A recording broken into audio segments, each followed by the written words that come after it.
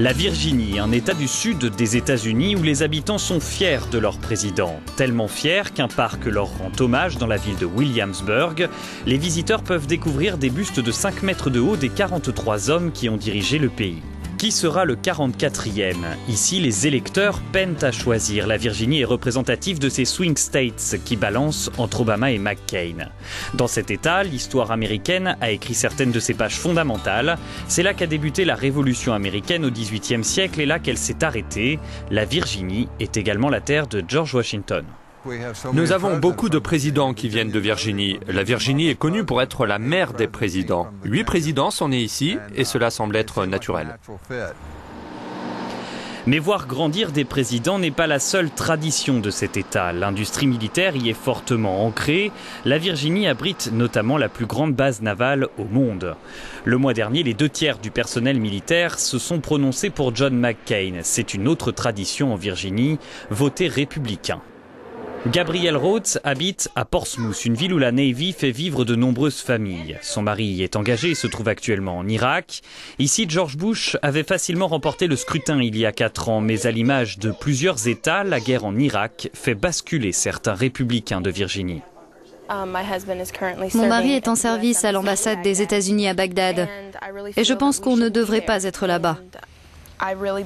Le sénateur Obama veut ramener les troupes à la maison, il veut terminer la guerre.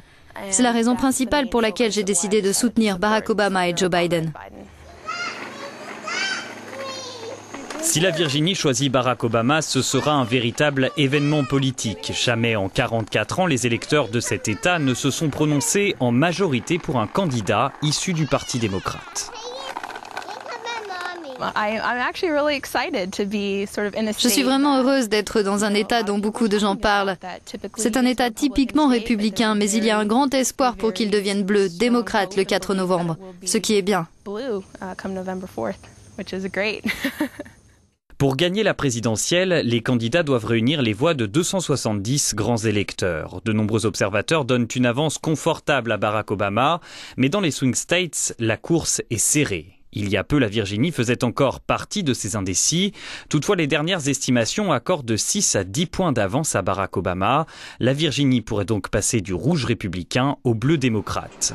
Mais à Richmond, la capitale de la Virginie, personne n'a oublié Tom Bradley. En 1982, cet homme politique afro-américain avait tenté d'être élu gouverneur de Californie. Malgré son avance dans les sondages, il avait fini par perdre. Barack Obama sera-t-il victime de ce que l'on nomme ici l'effet Bradley? Cette théorie qui veut que les électeurs blancs se disent prêts à voter pour un noir, mais qu'ils ne le font pas une fois dans l'isoloir. Doug Wilder est familier de cet effet Bradley. En 1989, il visait le poste de gouverneur de Virginie. Les enquêtes lui donnaient 9% d'avance, mais il ne l'a finalement emporté que d'1 dixième de point. Doug Wilder a été le premier noir élu gouverneur d'un État américain. Il est aujourd'hui le maire de Richmond et pour lui, la crise économique va effacer la question de la couleur du prochain président. Les problèmes d'argent entraînent parfois les gens à se regrouper et d'autres fois à comprendre que nous avons plus de points communs que de différences avec les autres. Notre couleur de peau peut être différente, mais nous souffrons tous. Nous avons besoin d'aide et la question est qui est le mieux placé pour nous apporter ce soutien. Je pense donc que vous devriez observer en partie cet effet Bradley. Mais je vous garantis que vous allez aussi voir l'inverse. Des républicains que vous n'auriez jamais pu imaginer choisir un démocrate vont voter pour Barack Obama. La Virginie compte 8 millions d'habitants et 15% d'électeurs noirs. Pour que Barack Obama l'emporte dans cet État, il va donc falloir qu'une majorité de blancs se prononce pour lui. Fredericksburg est situé à 1 heure de Washington. Dans cette ville industrielle, de nombreuses usines ont fermé ces dernières années. Le chômage augmente. Cindy Mattern dirige une petite agence pour l'emploi et pour la première fois, elle votera pour un candidat démocrate.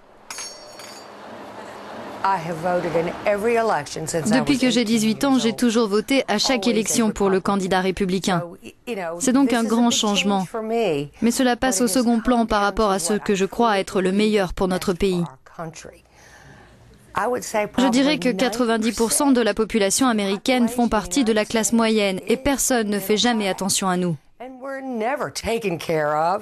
Les républicains ont toujours été connus pour s'occuper des gens riches et des élites. Et c'est bien évidemment pour eux qu'il y a eu des réductions d'impôts. Mais tout le monde n'est pas convaincu par le programme de Barack Obama pour aider les classes moyennes. Et tous les démocrates de Virginie ne voteront pas pour lui. Kip Swanson est chef d'une petite entreprise près de Richmond et supporter d'Hillary Clinton.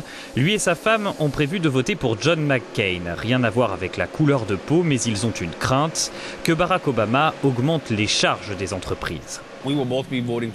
Nous allons voter tous les deux pour John McCain car nous avons analysé les programmes d'Obama et de McCain. Et clairement, la politique prônée par John McCain défend un avenir beaucoup plus lumineux pour les petites entreprises américaines. Je ne peux me permettre aucune nouvelle augmentation des taxes car chaque hausse fera définitivement pencher la balance pour mon entreprise entre la réussite et l'échec. Rick Gray est un ancien professeur d'histoire et dirige le groupe des citoyens de Virginie pour John McCain. Ancien républicain progressiste devenu démocrate, il pense que la classe moyenne n'est pas écoutée.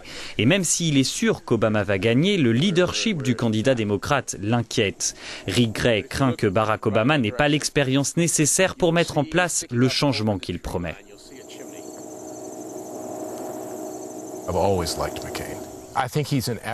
J'ai toujours aimé McCain. Je pense que c'est un homme admirable, peut-être même un grand homme.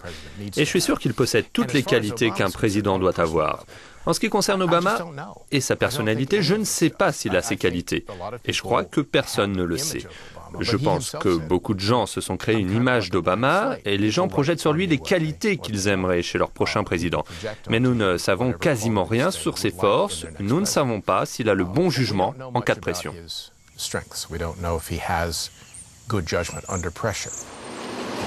Et la pression, le vainqueur du 4 novembre l'aura sur les épaules dès sa prise de fonction. Au cahier des charges, il y aura l'issue à trouver pour la guerre en Irak, mais surtout le règlement de la crise pour empêcher la plus grande économie mondiale de s'écrouler.